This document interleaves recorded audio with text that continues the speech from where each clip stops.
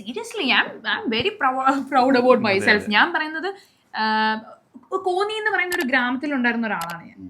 അവിടെ നിന്ന് ഞാൻ എഞ്ചിനീയറിംഗ് പഠിക്കുന്നു, ഇന്റീരിയർ ചെയ്യുന്നു, അതിനിടയ്ക്ക് ഞാനിപ്പോൾ ഫേസ് യോഗ ചെയ്യുന്നു. എനിക്ക് എല്ലാ വർഷം പുതിയ കാര്യങ്ങൾ പഠിക്കണം എന്നുണ്ട്.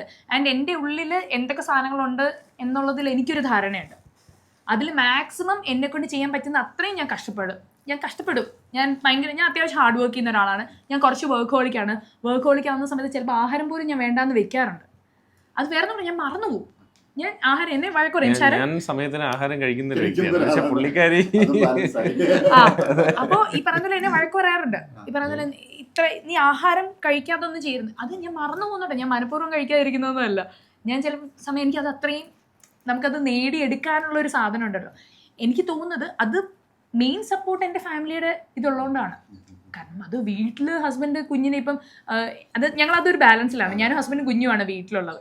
അപ്പോൾ ഈ പറയുന്ന പോലെ പുള്ളിക്ക് വർക്കുള്ള സമയത്ത് ഞാൻ വീട്ടിൽ പോയി നിൽക്കും, എനിക്ക് വർക്കുള്ള സമയത്ത് പുള്ളി കുഞ്ഞിനെ നോക്കും. ഞങ്ങളപ്പം ഒരു മ്യൂച്വൽ അണ്ടർസ്റ്റാൻഡിങ്ങിൽ, ആ മ്യൂച്വൽ റെസ്പെക്റ്റോടെയാണ് പോകുന്നത്. അതിൻ്റെ കൂട്ടത്തിൽ ഇപ്പം എന്തെങ്കിലും ഒരു ആവശ്യം ഞങ്ങൾക്ക് രണ്ടുപേർക്കും വർക്ക് ഉണ്ടെങ്കിൽ ഈ പറയുന്ന പോലെ ബാലുണ്ട്, അച്ഛനും അമ്മയും എൻ്റെ അമ്മയുണ്ട്. എൻ്റെ അച്ഛൻ കഴിഞ്ഞ വർഷം അങ്ങനെ ചെയ്തു. പുള്ളി ഉണ്ടാകും ഇപ്പോൾ ഏറ്റവും കൂടുതൽ പ്രൗഡായിട്ട് തോന്നുന്നത്. കാരണം എല്ലാ കാര്യങ്ങളിലും എന്നെ ഏറ്റവും കൂടുതൽ സപ്പോർട്ട് ചെയ്തിട്ടുള്ള എൻ്റെ അച്ഛനായിരുന്നു.